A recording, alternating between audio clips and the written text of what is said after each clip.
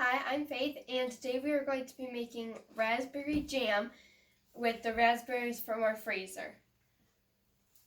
So the first step is taking your washed jelly jars, lids, and rings, and we're going to put them in the oven at 170 degrees to make them warm and sterilized.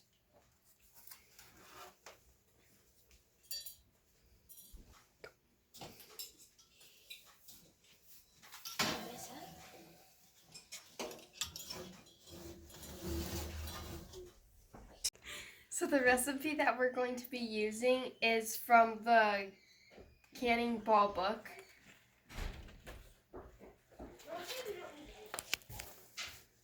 So we need a quart of crushed red raspberries, 6.5 cups of sugar, and then a package of liquid pectin. We're going to mix together the raspberries and the sugar together over medium-high heat until the sugar dissolves.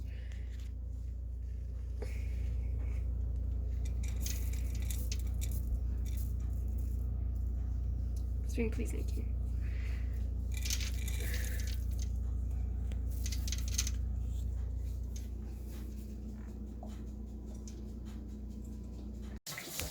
Alright, so now that it's boiling, you're going to add in the pectin.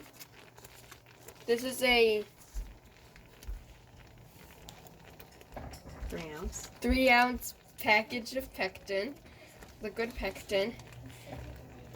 I'm going to add this in, and then we're going to bring it to a rolling boil that cannot be stirred down. I did that last time too. That cannot be stirred down. Okay, so now that our jam is done boiling and being cooked, we took it off the heat, and now we're going to, if you have them on the top, make sure to skim that off. And now we're going to get jars out of the oven and ladle the jam into the jars. You want to make sure to leave 1/4 inch of space between the top of the jar and where the jam or jelly is. So we're just going to make sure you put a funnel on, otherwise it can get messy.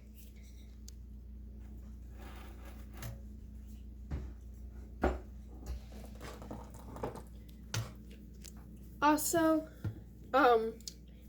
what we do is when we're ladling it in here, we stop where the funnel is, otherwise it gets really messy.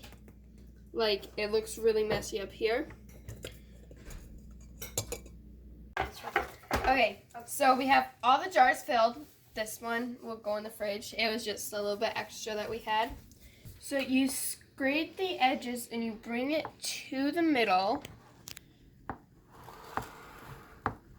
to get rid of all the air bubbles.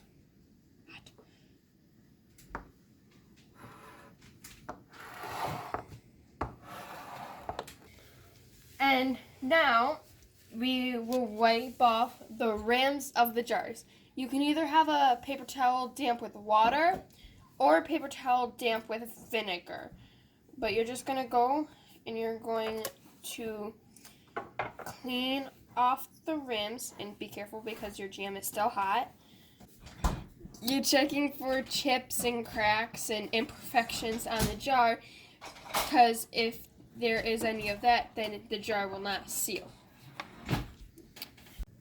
So now we're going to put the lids and rings on the jars, and then we're going to put them into the water bath canner. And once the canner starts boiling, it goes to rolling boil. Then we're going to let them boil for 10 minutes. And then when that's done, we're going to remove the cover and let them cool down for 5 minutes. And we're going to take them out, and then we're going to let them cool for another 12 hours. Also, when you're putting on the rings, you only want it finger tight. You don't want it like super tight. And when you take them out of the canner, do not re-tighten the bands if they are loose. We're going to put the jars in the canner. And when you lower the rack, you want to start with the rack elevated. Once all the jars are on there, you want to lower the rack, and it's okay if the jar tips over. Just get your tong thingies and stand it right side up.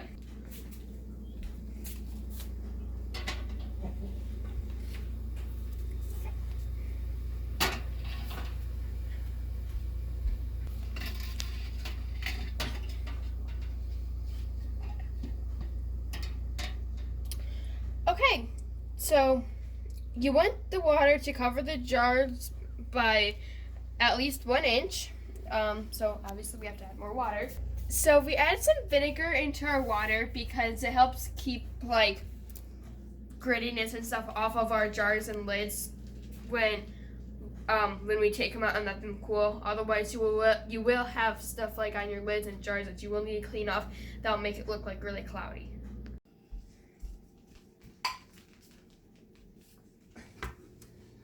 That's heavy. Okay. So now we're going to take these and we're just going to set them on this towel to let them cool for 12 hours. Also, when you're grabbing them, you want to make sure that you're not grabbing them from up here and you're not grabbing too low because then they will slip. You want to grab them right under the rim.